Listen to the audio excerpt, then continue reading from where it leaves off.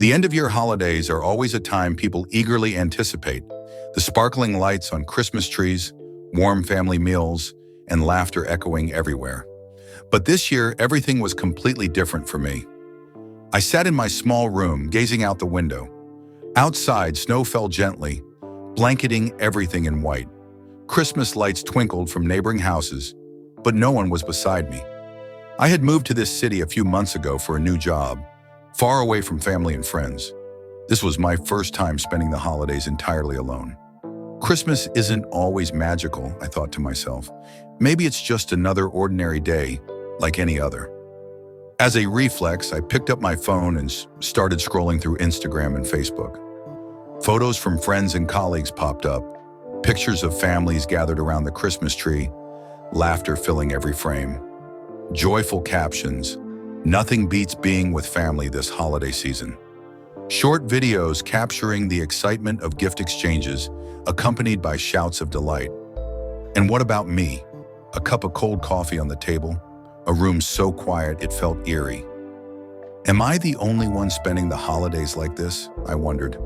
But the answer, unspoken yet clear, came to me. Perhaps I truly was alone. Social media, meant to connect people, now felt like a mirror reflecting my loneliness. Have you ever felt lonely? It's not the same as being sad. It's an emptiness, like standing in a crowded room and feeling completely invisible. That night I couldn't sleep. The ticking clock filled the silence, each second stretching endlessly. I lay in bed staring at the ceiling, my mind swirling with chaotic thoughts. What did I do wrong to end up alone like this? Why is everyone else happy while I feel this way? Will next year be better, or will it just repeat? The feeling was like being trapped in a spiraling void with no escape. Amidst the stillness of my room, memories of past holidays flooded back. I remembered Christmases from my childhood. My mom calling from the kitchen, "Come here everyone, the cookies are ready." My dad adjusting the Christmas tree lights, laughing as we mischievously tangled the strings. Long conversations late into the night, warm hugs shared among family. Those moments now felt like a distant past. The more I remembered, the more I felt like I was losing something precious. Could I ever find that feeling again? On Christmas Eve, I got up and walked to the window. I looked out at the quiet street, illuminated only by festive decorations. A chilling thought crossed my mind. If I disappeared right now, would anyone notice? The thought startled me.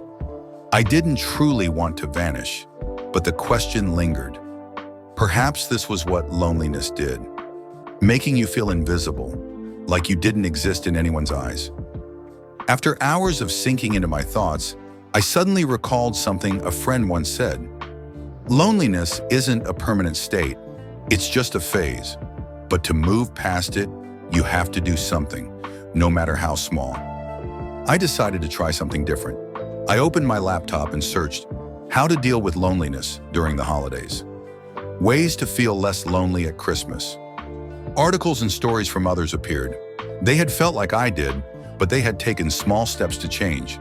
Some started journaling, others joined online support groups, and some chose to volunteer and help others. Maybe I should try something too, I thought. At that moment, I wrote a small list. Do something kind for someone else. Reach out to an old friend. Gift myself something meaningful. Though small, creating this list gave me a sense of control. Perhaps this holiday wouldn't be as empty as I'd imagined.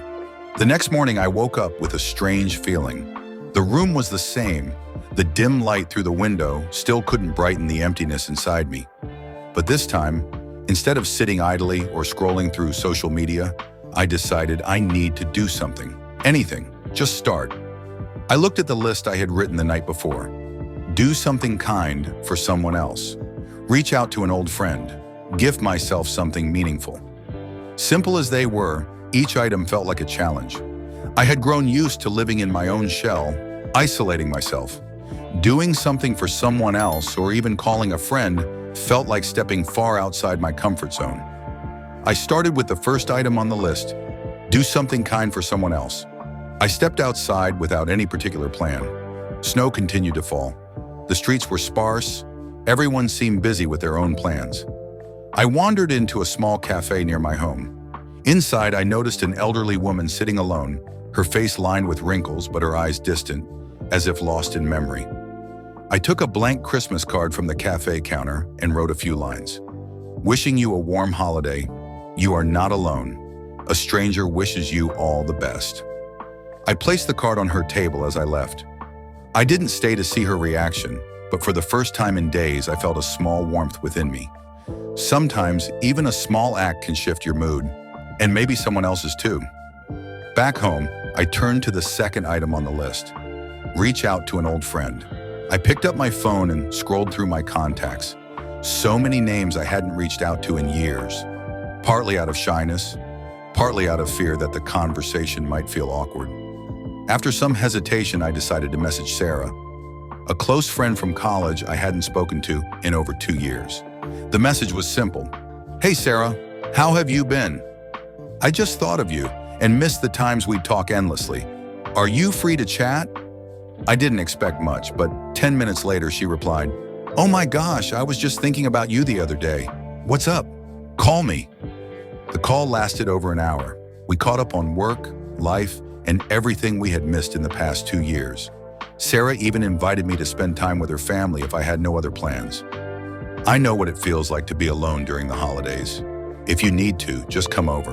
We'll always have room for you. That conversation not only reconnected me with an old friend, but also reminded me that true friends are always there. You just need to reach out. The final item on the list was the easiest. Gift myself something meaningful. I spent the afternoon thinking about this gift. Instead of something material, I decided to give myself an experience. I booked a ticket to a small Christmas concert in the city, something I'd always wanted to try but never had. That evening, I walked into the concert hall. Music filled the air, enveloping the space. Though I was surrounded by strangers, the loneliness seemed to fade with every note. Sometimes happiness isn't about who you're with, it's about how you savor the moment. When I returned home that night, I felt lighter. Not because my holiday had become perfect, but because I realized I didn't have to wait for others to bring me happiness. Happiness often begins with small actions. Loneliness isn't an end. It's a reminder that you need to reconnect with the world. Although my first day with my list went relatively smoothly, the following day was far more challenging than I had anticipated. The sense of loneliness returned, stronger than ever. My small room still felt cold and lifeless. The glimmers of hope I felt the day before seemed overshadowed by harsh reality. I'm just fooling myself. In the end, I'm still alone this holiday. I tried to do something positive again, but this time, things didn't go as planned. I decided to call another old friend, Julie. Julie used to be my closest friend during my first years at my previous job, but we lost touch after a minor disagreement. I hesitated for a moment before dialing her number. Julie answered after a few rings, her voice sounding cold. Oh, it's been a while. What's up? The conversation was awkward. I tried to share updates about my life, but Julie seemed uninterested. Her responses were short, and at times there was an unsettling silence. Eventually she said, Sorry, but I'm really busy right now. Maybe we can talk some other time. The call ended quickly, leaving me feeling disappointed and disheartened. Perhaps not all relationships could be mended. Determined not to give up, I attempted another kind gesture. This time I brought a small box of cookies I had baked to a homeless man on the corner of the street. When I handed him the box, he stared at me for a long moment before saying, I don't need cookies. Do you think doing this will make you feel better about yourself? Keep them for yourself. I was at a loss for words, unsure of how to respond. Perhaps he misunderstood my intentions, or maybe I had approached it the wrong way. I returned home feeling discouraged. That evening, as I sat in my room, my phone rang. It was Sarah. She called to check on me.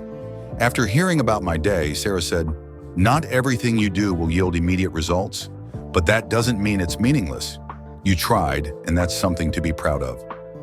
Sarah shared that she had gone through a similar phase before. She advised me not to pressure myself to make everything perfect. Just keep trying, even if it's a small step. You'll find meaning, she said. Her words comforted me. I decided not to give up. The next morning, I signed up to volunteer at a local charity organization. They were preparing Christmas meals for the homeless. At first, I felt out of place stepping into a busy room filled with strangers. But as I started working, packing food, setting up tables, and chatting with other volunteers, I gradually felt more at ease. An older man, also a volunteer, approached me and asked, "Young lady, is this your first time volunteering?" I nodded. He smiled warmly and said, "You've made the right choice. Here, we don't just help others, we also find solace for ourselves." His words gave me something to think about. When the meal began, seeing the homeless laugh and chat happily made me realize I wasn't the only one who felt lonely. Everyone has their own struggles, but sharing them makes things more bearable. As I left the charity center, I received an email from Julie. She apologized for being cold during our earlier call, explaining that she was going through difficulties in her life and didn't know how to open up. She wrote, "I really appreciate you reaching out. Can we start over?" This made me smile. While not all relationships could be salvaged, the effort to reconnect had yielded something positive. I returned home feeling much lighter. My small room no longer felt as cold as before. Sitting at my desk, I wrote a letter to myself. Loneliness isn't as frightening as I thought. What's scarier is not facing it. Every small act has meaning, and through those little things, I've found warmth. A few days after the volunteering experience, I decided to spend some time reflecting on what I had been through. That morning, I brewed a cup of coffee, sat by the window, and watched the snow falling outside. This holiday wasn't as terrible as I initially thought. While quietly savoring the moment, my doorbell rang. I was surprised, as I wasn't expecting anyone. Opening the door, I saw a middle-aged man holding a package. "Are you Anna?" he asked. "Yes, that's me. Is there something I can help you with?" He smiled and handed me the package. "I work at the charity center you volunteered at the other day. Someone left this behind and asked me to deliver it to you." I opened the package to find a leather-bound journal with a small note inside. "Thank you for taking the time to help us. This journal is a small gift. I hope it will be a place for you to write your dreams and stories." I couldn't help but feel emotional. Even though I didn't know who the sender was, their kindness made me feel more connected to the world than ever. That afternoon, I decided to go out and buy a few small gifts. While walking past the shops, I unexpectedly ran into James, an old friend from high school. James and I had been close, but we lost touch after graduation. When he saw me, his face lit up with surprise. "Anna, is that really you?" "Wow, it's been ages." We started talking right then and there, catching up on our lives. Like me, James was also living alone in the city. He admitted that he had been feeling quite bored and lonely this holiday season. "I thought I was the only one spending the holiday alone," I said, half joking. James laughed. "We should throw a little party for all the lonely souls. What do you think?" What started as a joke turned into reality. James and I began planning a small gathering the next day. We sent invitations to people we knew, colleagues, friends, and anyone spending the holiday alone. Even though we weren't sure if anyone would actually come, we bought some food and decorated James's apartment with string lights and a small Christmas tree. By evening, the doorbell started ringing. Guests arrived one by one, including Sarah, some new friends from the charity center, and even a few of James's colleagues. The party was small but filled with warmth. We shared stories, played simple games, and talked about the loneliness each of us had experienced. One guest, Linda, shared that she hadn't celebrated Christmas with anyone in 5 years. At first, I thought I liked being alone, but over time, I realized no one truly wants to be lonely forever. Linda's words made me realize something important. Loneliness is inevitable, but we don't have to endure it alone. "Perhaps the most important thing is to open your heart," I said. "When you're ready to connect, the world will respond." When the party ended, I realized this holiday had completely transformed how I viewed loneliness. It also taught me to cherish the small things in life. I had thought this holiday would be the worst time of my life, but it turned out to be one of the most memorable experiences. Finally, I understood. Loneliness isn't the enemy. It's an opportunity to look within and discover what you truly need. Connection doesn't have to be perfect. A small gesture, a conversation, or a simple gathering can bring profound meaning. Happiness is in your hands. When you take the initiative to seek it and open your heart, life will surprise you. If you're feeling lonely this holiday, remember that you're not alone. With just one small step, a message, an act of kindness, or even treating yourself to something meaningful, you can turn this holiday into a story worth remembering. If you feel inspired by this story, please hit the like button to support us, share it with your friends, and leave a comment below with your thoughts or the Zen stories you want to hear next. Also, don't forget to subscribe and turn on notifications so you don't miss our next inspirational and peaceful moments. Your interactions are a source of encouragement for our journey. Thank you for accompanying us on the path of wisdom and enlightenment.